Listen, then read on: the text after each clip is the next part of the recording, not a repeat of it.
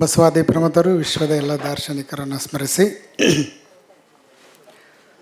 Hi Bengaluru ಮತ್ತು ಶ್ರೀ ಬೆಳಗೆರೆ ಕೃಷ್ಣಶಾಸ್ತ್ರಿ ಮತ್ತು ಶ್ರೀ ರವಿ ಬೆಳಗೆರೆ ಅವರ ಸವಿ ನೆನಪಿನೊಂದಿಗೆ ಇವತ್ತು ಪ್ರತಿಭಾ ಪುರಸ್ಕಾರ ಜೊತೆಗೆ ಭಾವನಾ ಬೆಳಗೆರೆ ಅವರ ಒಂದು ಅರ್ಥಪೂರ್ಣ ಹುಟ್ಟುಹಬ್ಬದ ಈ ಒಂದು ಶುಭ ಸಂದರ್ಭದಲ್ಲಿ ಭಾಗವಹಿಸಿ ಭಾವನಾ ಅವರಿಗೆ ಮತ್ತು ಕಿಟ್ಟಪ್ಪನವರಿಗೆ ಅವರ ಕುಟುಂಬ ವರ್ಗದವರಿಗೆ ತುಂಬ ಆತ್ಮೀಯ ಮತ್ತು ಆಶೀರ್ವಾದವನ್ನು ದಯಪಾಲಿಸಿದಂಥ ಪೂಜ್ಯರಾದ ಶ್ರೀ ಅವಧೂತ ವಿನಯ್ ಗುರೂಜಿಯವರಲ್ಲಿ ನಮಿಸಿ, ಇಡೀ ಕರ್ನಾಟಕದಲ್ಲಿ ನಾವೆಲ್ಲರೂ ಕೂಡ ಮಕ್ಕಳನ್ನು ಟ್ಯೂಷನ್ನಿಗೆ ಕಳಿಸ್ತೀವಿ, ಸ್ಪೆಷಲ್ ಕ್ಲಾಸಿಗೆ ಕಳಿಸ್ತೀವಿ. ಅಂಥ ಒಂದು ಸಾಮಾನ್ಯ ಜ್ಞಾನವನ್ನು ಚಿಕ್ಕ ಮಕ್ಕಳಿಂದ ಹಿಡಿದು ಹಿರಿಯರವರೆಗೂ ಇಡೀ ಕರ್ನಾಟಕದ ಪ್ರತಿಯೊಂದು ಮನೆಗೂ ಕೂಡ ಉಚಿತವಾಗಿ ತರಬೇತಿಯನ್ನು ಕೊಟ್ಟಂಥವರು ನಮ್ಮ ಸೋಮೇಶ್ವರವರು. ಅವರು ಕೂಡ ಇಲ್ಲಿ ಉಪಸ್ಥಿತರಿದ್ದಾರೆ. ತಟ್ಟಂತ ಹೇಳಿ ಕಾರ್ಯಕ್ರಮ ನೀವೆಲ್ಲ ನೋಡಿದ್ದೀರಿ, ನಾನು ಕೂಡ ನೋಡಿದ್ದೀನಿ. ಅವರು ಉಪಸ್ಥಿತರಿದ್ದಾರೆ. ಪ್ರದೀಪ್ ಈಶ್ವರವರು, ರಮಕಾಂತ್ ಅವರು ಮಾತನಾಡಿ ನಿರ್ಗಮಿಸಿದ್ದಾರೆ. ಶ್ರೀನಗರ್ ಕಿಟ್ಟಿಯವರು ಕೂಡ ಆರಂಭದಿಂದ ಇಲ್ಲಿ ಉಪಸ್ಥಿತರಿದ್ದಾರೆ. ಸುಂದರ್ ಅವರು, ಸುರೇಶ್ ಅವರು, ಭಾಳ ಆಶ್ಚರ್ಯ ಆಯಿತು. DRDOದಲ್ಲಿ ಟೆಕ್ನಿಕಲ್ ಆಫೀಸರ್. ನಮ್ಮ ಚಿತ್ರದುರ್ಗದಲ್ಲಿ ಬೆಳಗೆರೆ ಕೃಷ್ಣಶಾಸ್ತ್ರಿಗಳ ಊರಿನ ಪಕ್ಕದಲ್ಲೇ ಖುದಾಪುರ ಅಂತ ಇದೆ. ಅದು ನಮ್ಮ ಇಡೀ ದೇಶಕ್ಕೆ ಒಂದು ದೊಡ್ಡ ಹೆಸರು, ಭಾಳಷ್ಟು ಜನಕ್ಕೆ ಗೊತ್ತಿಲ್ಲ. ಅಲ್ಲಿ DRDO defence research development organisation ಅಂತೇಳಿ ಅಲ್ಲಿದೆ. ಅದರ ಜೊತೆಗೆ ಬಾರ್ಕ್ ಅಂತ ಒಂದಿದೆ. ಬಾರ್ಕ್ ಅಂದ್ರೆ ಗೊತ್ತಲ್ಲ, ಬಾಪಾ ಆಟೋಮಿಕ್ ರಿಸರ್ಚ್ ಸೆಂಟ್ರ್. ಜೊತೆಗೆ IASನೂ ಅಲ್ಲೇ ಇದೆ, 10,000 ಎಕರೆನಲ್ಲೇ. ಸೊ ಇದು ಪಾಕಿಸ್ತಾನದ ಮೇಲೆ ಏರ್ ಸ್ಟ್ರೈಕ್ ಆಗೋದಕ್ಕಿಂತ ಮುಂಚೆ ಸರ್ಜಿಕಲ್ ಸ್ಟ್ರೈಕ್ ಆಯಿತು, ಗೊತ್ತಲ್ಲ ನಮ್ಮ ಮಕ್ಕಳಿಗೆ, ಪಾಕಿಸ್ತಾನದ ಬಾರ್ಡ್ರಲ್ಲಿ. ಆ ಸರ್ಜಿಕಲ್ ಸ್ಟ್ರೈಕಿಗೆ ಮ್ಯಾಪ್ ಕೊಟ್ಟಿದ್ದು, ಪ್ಲಾನ್ ಕೊಟ್ಟಿದ್ದು, ಇದು ಹೊರಗಡೆ ಹೇಳೋಂಥದ್ದಲ್ಲ, ಅದನ್ನು ನೋಡುವಂಥ ಒಂದು ಎಲ್ಲ ಟೆಕ್ನಾಲಜಿ ಸೈನ್ಸ್ ಇರೋದು ಅದು ನಮ್ಮ ಚಿತ್ರದುರ್ಗದ ನಾಯಕನಹಟ್ಟಿ ಖುದಾಪುರದಲ್ಲಿ. ಅದು ನೀವು ಕೂಡ ಇವ್ರ ಥರ ಆ ಸಂಸ್ಥೆನಲ್ಲಿ ಓದಬೇಕನ್ನೋವಂಥ ಒಂದು ಆಸೆ ನಂದು ಕೂಡ. ಯಾರ್ಯಾರು ಏನಾಗ್ತಿರೋ ಗೊತ್ತಿಲ್ಲ. ನಮ್ಮ ಪೂಜ್ಯರು 5 ನಿಮಿಷ ಅಂಥೇಳಿ ಹೇಳಿದರು, 2 ಅವರ್ ಮಾಡಿದ್ದಾರೆ. ಉತ್ತರ ಕರ್ನಾಟಕದಿಂದ ಹುಡುಗರು ಬಂದಿದ್ದಾರೆ ಯಾರಾದರೂ? ಇಲ್ಲ, ಆ ಭಾಗದಲ್ಲಿ ಬಂದಿದ್ದಾರೆ. ಆ ಭಾಗದಲ್ಲಿ ಸ್ವಾಮೀಜಿಗಳು ಭಾಷಣ ಮಾಡ್ಬೇಕಾದ್ರೆ ಹೇಳ್ತಿರ್ತಾರೆ, ಮೊದಲು ಮಾತನಾಡೋರು ದೇವ್ರ ಥರ ಕಾಣಿಸ್ತಾರಂತೆ, ಕೊನೆಗೆ ಮಾತನಾಡೋರು ದೆವ್ವ ಥರ ಕಾಣಿಸ್ತಾರಂತೆ. ನಾನು ಆ ದೆವ್ವದ ಸ್ಥಾನಕ್ಕೆ ಹೋಗೋದು ಬೇಡ ಅಂತ ಏನೇನೋ ಪ್ರಯತ್ನ ಪಟ್ಟೆ, ಆದರೆ ಆಗಲಿಲ್ಲ ಅದು. ಆದರೂ ನೀವು ಯಾರೂ ಹಂಗೆ ನಾನು ಭಾವಿಸಿಲ್ಲ ಅಂದ್ಕೊಂಡಿದ್ದೀನಿ. ಕೆಲವು ನಿಮಿಷಗಳ ಕಾಲ ಅದು ಹೇಗಾಗುತ್ತೆ ಅಂತ ಹೇಳಿದ್ರೆ, ಆರಂಭದಲ್ಲಿ ಮಳೆಯಲ್ಲಿ ಸ್ವಲ್ಪ ನೆಂದಾಗ ಅಂಜಿಕೆ ಬರುತ್ತೆ, ಇಲ್ಲಿ ಮಳೆ ನೆಂದೆ ಅಂಥೇಳಿ.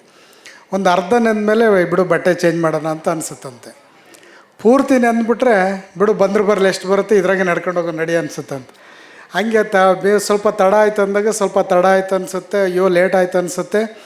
ಲೇಟ್ ಆಗಿದೆ ಅನ್ನೋದ್ರೊಳಗಡೆ ಕೂತ್ಕೊಂಡಾಗ ಬಿಡು ಹೆಂಗೂ ಲೇಟ್ ಆಗಿದೆ ಅಂತ ಕೂತ್ಬಿಡ್ತೀವಿ.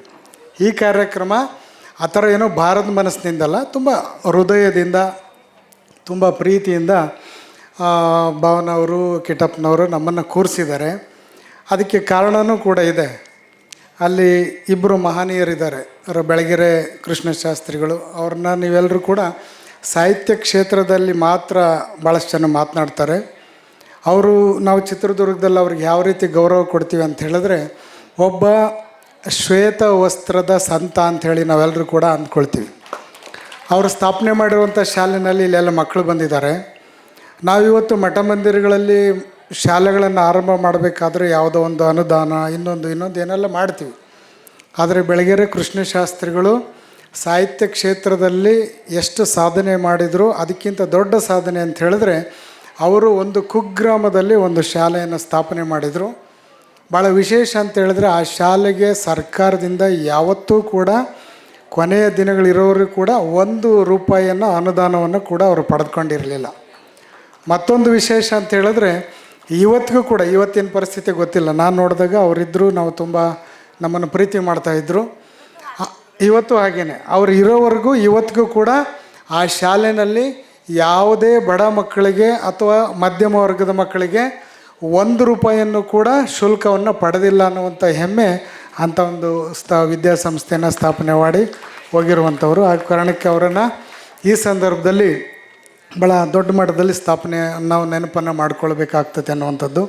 ಹಾಗೆಯೇ ರವಿ ಬೆಳಗೆರೆ ಅವರು ಸಾಹಿತ್ಯ ಕ್ಷೇತ್ರ, ಮಾಧ್ಯಮ ಲೋಕಕ್ಕೆ ಲಂಕೇಶ್ ಅವರ ನಂತರ ಭಾಳ ದೊಡ್ಡ ಇಡೀ ರಾಜ್ಯದ ಓದುಗರನ್ನು ಗಳಿಸಿದಂಥ ಬಹುದೊಡ್ಡ ಕೀರ್ತಿ ಮತ್ತು ಓದುಗರನ್ನು ಕಂಡಿರುವಂಥ ಒಂದು ಮಾಧ್ಯಮ ಕ್ಷೇತ್ರ ಬೆಂಗಳೂರನ್ನು ಒಬ್ಬ ಸಾಮಾನ್ಯ ಅವಿದ್ಯಾವಂತ ಅಥವಾ ಅಕ್ಷರವನ್ನು ಸ್ವಲ್ಪ ಅಂದರೆ ಒಂದು ಹೈಸ್ಕೂಲೋ ಮಿಡ್ಲ್ ಸ್ಕೂಲ್ಗೋ ಓದಿ ಬಿಟ್ಟಿರುವಂಥ ಆಟೋ ಚಾಲಕನಿಂದ ಹಿಡಿದು ಒಂದು ದೇಶದ ಮುಖ್ಯಮಂತ್ರಿ ಪ್ರಧಾನಮಂತ್ರಿ ಆಗುವಂಥವರು ಕೂಡ ಓದುವಂಥ ಮಟ್ಟಕ್ಕೆ ಒಂದು ಮಾಧ್ಯಮ ಕ್ಷೇತ್ರವನ್ನು ವಿಸ್ತರಿಸಿದಂಥ ಕೀರ್ತಿ ಏನಾದರೂ ಇದ್ದರೆ ಅದು ರವಿ ಬೆಳಗೆರೆ ಅನ್ನುವಂಥದ್ದನ್ನು ಹೆಮ್ಮೆಯಿಂದ ಹೇಳ್ಕೊಳ್ಬೋದು. ಅವ್ರಿಗೂ ನಾನು ಕೊನೆಯ ದಿನಗಳಲ್ಲಿ ಪತ್ರಿಕೆಯನ್ನು ಸ್ವಲ್ಪ ಓದೋದು ಬಿಟ್ಟಿದ್ದೆ. ಯಾಕೆ ಅಂತ ಹೇಳಿದ್ರೆ ನನಗೂ ಅವ್ರಿಗೂ ತುಂಬ ದೊಡ್ಡ ಜಗಳ ತಾತ್ವಿಕವಾಗಿ. ಕೊನೆಗೊಂದಿನ ಎದುರು ಬದ್ರ ಕುಳಿತುಕೊಂಡು 1 ಗಂಟೆ ಜಗಳ ಮಾಡ್ಕೊಂಡ್ವಿ. ಅವರೇ ಚಿತ್ರದುರ್ಗ ಬಂದಿದ್ದರು. ಆನಂತರ ಮತ್ತು ತುಂಬ ಅವರ ಆತ್ಮೀಯತೆ ಜಾಸ್ತಿ ಹೆಚ್ಚಾಗಿ ಬೆಳೀತಾ ಹೋಯಿತು. ಕೆಲವು ದಿನಗಳ ನಿರಂತರ ಅವರ ಲೇಖನಗಳನ್ನು ಓದುತ್ತಾ ನನಗೇನು ಬೇಕೋ ಅದನ್ನು ಓದ್ತಿದ್ದೆ. ಆನಂತರ ನಮ್ಮ ದೇಶದಲ್ಲಿ ಇಡೀ ಪ್ರಪಂಚದಲ್ಲೇ ಒಂದು ಮಹಾಮಾರಿ ಕರೋನಾ ಬಂತು.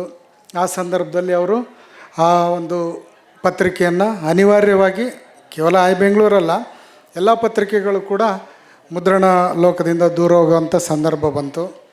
ಅವತ್ತು ವಿಶ್ವೇಶ್ವರ ಭಟ್ರು ಬರೆದಿದ್ರಂತ ಕಾಣಿಸುತ್ತೆ. ಯಾವುದೋ ಒಂದು ಕಣ್ಣಿಗೆ ಕಾಣದೇ ಇರುವಂಥ ಒಂದು ಸೂಕ್ಷ್ಮ ಅಣು, ನಮಗೆ ಕಣ್ಣಿಗೆ ಕಾಣದಿರುವಂಥ ಒಂದು ವೈರಸ್ಸಿಗೋಸ್ಕರ ಇಂಥ ದೊಡ್ಡ ಮಟ್ಟದ ಓದುಗರನ್ನು ಗಳಿಸಿರುವಂಥ ಬೆಂಗಳೂರನ್ನು ರವಿ ಬೆಳಗೆರೆ ನಿಲ್ಲಿಸಿದ್ದು ನನಗೆ ತುಂಬ ನೋವಾಗುತ್ತೆ ಅಂಥೇಳಿ ವಿಶ್ವೇಶ್ವರ ಭಟ್ರು ಬರೆದಿದ್ದನ್ನು ನಾನು ನೋಡಿದ್ದೀನಿ. ಅಂಥ ದೊಡ್ಡ ಹೆಸರನ್ನು ಪಡೆದುಕೊಂಡಿರುವಂಥವ್ರು. ಅವರು ನಿಧನದ ಸಂದರ್ಭದಲ್ಲಿ ನಾನೆಲ್ಲೋ ದೂರ ಇದ್ದರೆ, ಇಲ್ಲಾಂದ್ರೆ ಬಂದುಬಿಡ್ತಿದ್ದೆ ನಾನು. ಆದರೆ ಆ ನಂತರ ಇವತ್ತು ಅವ್ರನ್ನ ನಮ್ಮನ್ನು ಮಧ್ಯೆ ಕೂಡಿಸ್ತಂಥವರು ನಮ್ಮ ಭಾವನ ಅವರು. ಯಾಕೆ ಅಂತ ಹೇಳಿದ್ರೆ ಅವರು ಇಲ್ಲದೇ ಇರುವಂಥ ಸಂದರ್ಭದಲ್ಲಿ ಅವರ ಬರವಣಿಗೆ ನಮಗೂ ನಿಮಗೆ ಸಿಗ್ತಿಲ್ಲ. ಆದರೆ ಹೆಂಗೆ ಸಿಕ್ತು, ಹೆಂಗೆ ಅವ್ರನ್ನ ಮತ್ತೆ ಹತ್ರ ಮಾಡಿದ್ರು ಅಂತ ಹೇಳಿದ್ರೆ ಅವರೇ ಆರಂಭ ಮಾಡಿದ್ದಾರೆ ಭಾವನಾ ರಿಚ್ ಅಂಥೇಳಿ. ಅದರಲ್ಲಿ ನೀವೆಲ್ಲರೂ ಕೂಡ ಕೇಳಿದರೆ ಅವರ ಧ್ವನಿ, ಅವರ ಕಂಠ, ಅವರ ಒಂದು ಸ್ಪಷ್ಟವಾಗಿರುವಂಥ ಒಂದು ಮಾತುಗಳು ಎಲ್ಲವೂ ಕೂಡ ನೀವು ಕೇಳ್ಬೋದು ಆಗಿಂದಾಗೆ. ಸೊ ಈ ಸಂದರ್ಭಕ್ಕೆ ನನಗೆ ಇಲ್ಲಿ ಕರೆಸ್ತೆ ಅನ್ನುವಂಥದ್ದು. ಎರಡನೇದು, ನಮ್ಮ ಕಿಟ್ಟಪ್ಪನವರು ತುಂಬ ಆತ್ಮೀಯವಾಗಿ ನನ್ನ ಜೊತೆ ಸುಮಾರು ದಶಕದಿಂದಲೂ ಕೂಡ ಇದ್ದಾರೆ.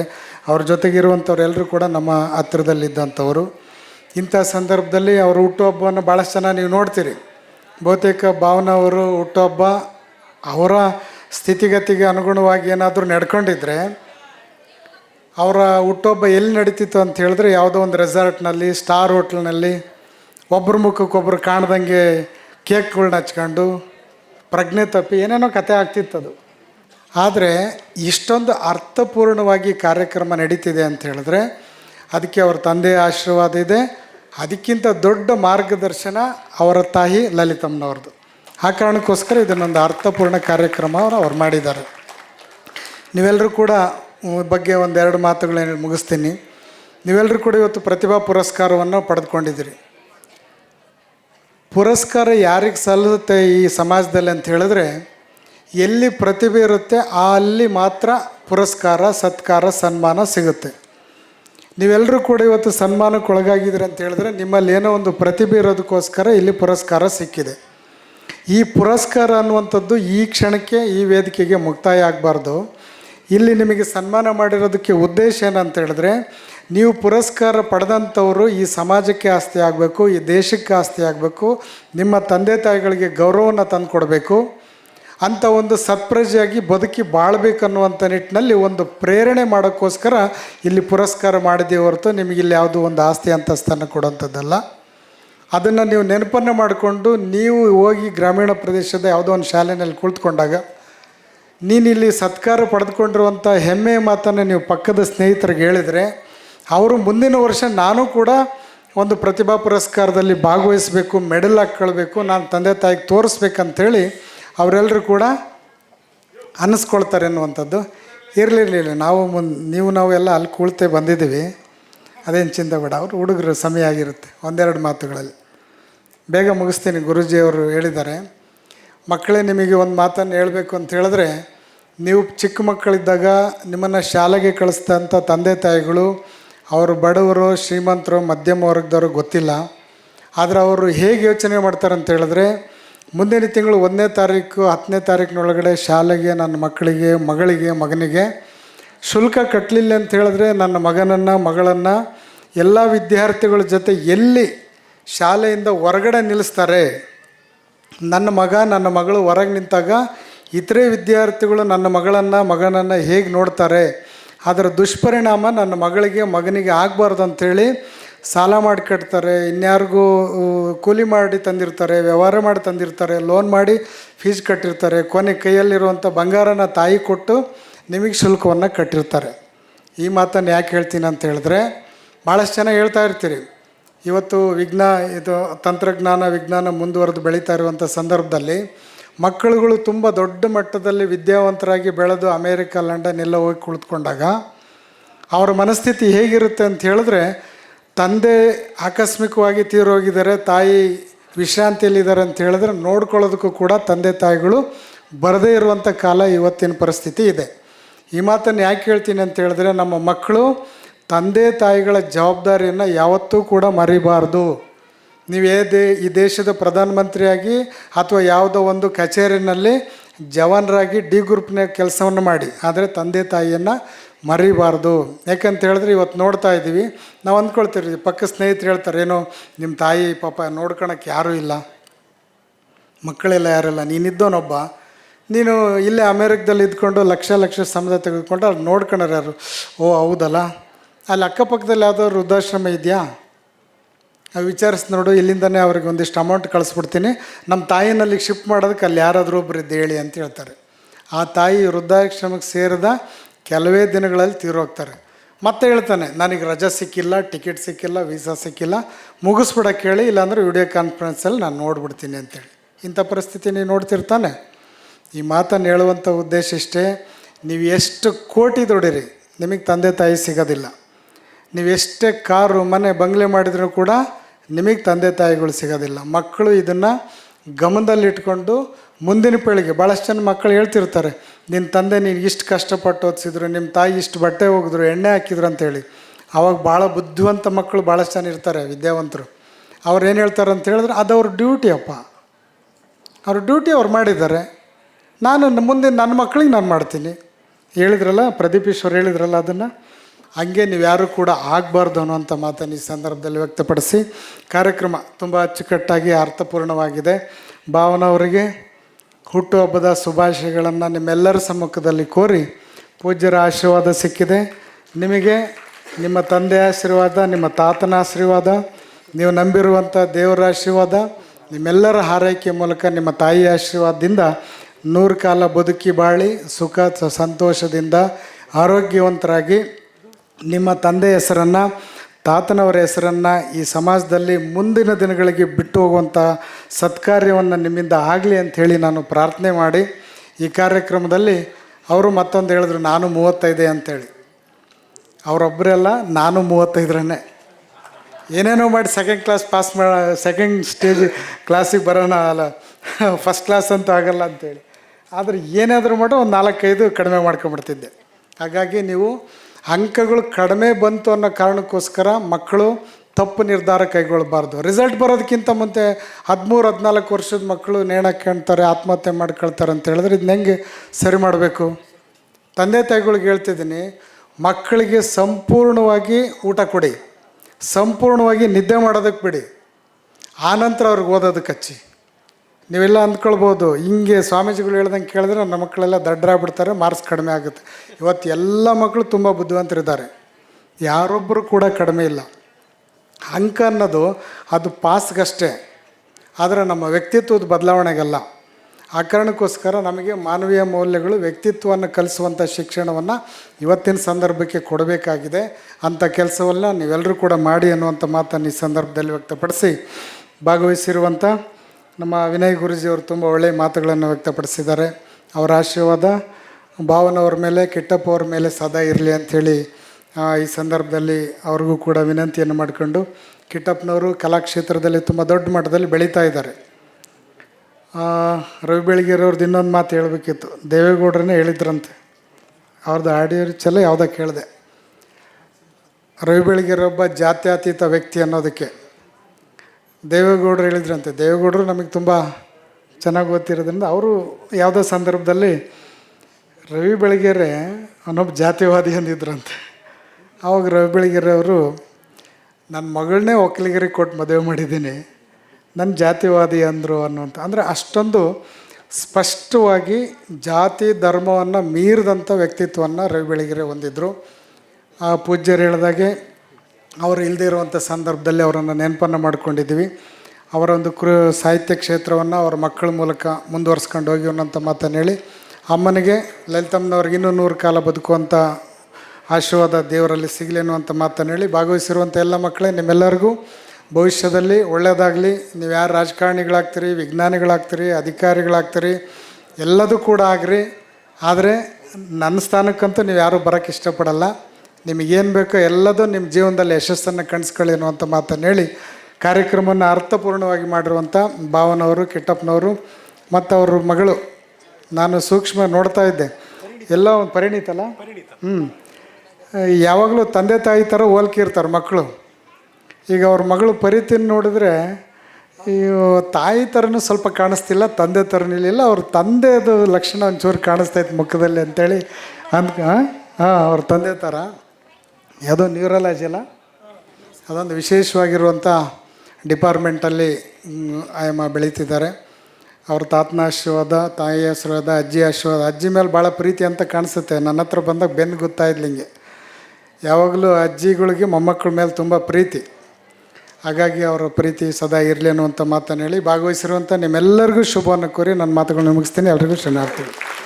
ಇವರು ನಿಮ್ಮ ಹೆಸರು? ಹರೀಶ್ ನಾಗರಾಜ್ ಅವರು ತುಂಬ ಒಳ್ಳೆಯ ನಿರೂಪಕರವರು, ಆ್ಯಂಕರ್, ತುಂಬ ವಿದ್ವತ್ಪೂರ್ಣವಾಗಿ ಮಾತನಾಡ್ತಾರೆ. ಅವ್ರ ಬಗ್ಗೆ ನಾವು ಮಾತನಾಡದೇ ಇದ್ದರೆ ಒಂದು ಕಾರ್ಯಕ್ರಮ ಅಚ್ಚುಕಟ್ಟಾಗಿ ನಡಿಬೇಕಾದ್ರೆ ನಿರೂಪಕರ ಪಾತ್ರ ಬಹಳ ಮುಖ್ಯ. ಹಾಗಾಗಿ ಅವರನ್ನು ಕೂಡ ಈ ಸಂದರ್ಭದಲ್ಲಿ ನೆನಪು ಮಾಡಿಕೊಳ್ಬೇಕು. ನಮ್ಮ ರಾಜ್ಯದಲ್ಲಿ ಒಬ್ಬ ಉತ್ತಮ ನಿರೂಪಕರಾಗಿ ನಮ್ಮೆಲ್ಲರಿಗೂ ಅವರು ಬರಲಿ ಅನ್ನುವಂಥ ಮಾತನ್ನು ಹೇಳಿ ಅವ್ರಿಗೆ ಶುಭವನ್ನು ಕೋರಿ ನನ್ನ ಮಾತು ಮುಗಿಸ್ತೀನಿ. ನಮ್ಮ ಬಣಕಾರ್, ಅವ್ರ ತಂದೆ ಹೆಸರು ನಮ್ಮ ಹೈದರಾಬಾದ್ ಮುಂಬೈ ಕರ್ನಾಟಕ, ಹೈದರಾಬಾದ್ ಕರ್ನಾಟಕ ಈ ಕಡೆ, ಮುಂಬೈ ಕರ್ನಾಟಕ ಈ ಕಡೆ, ಬೆಳಗಾಂ ಕಡೆಗೆ.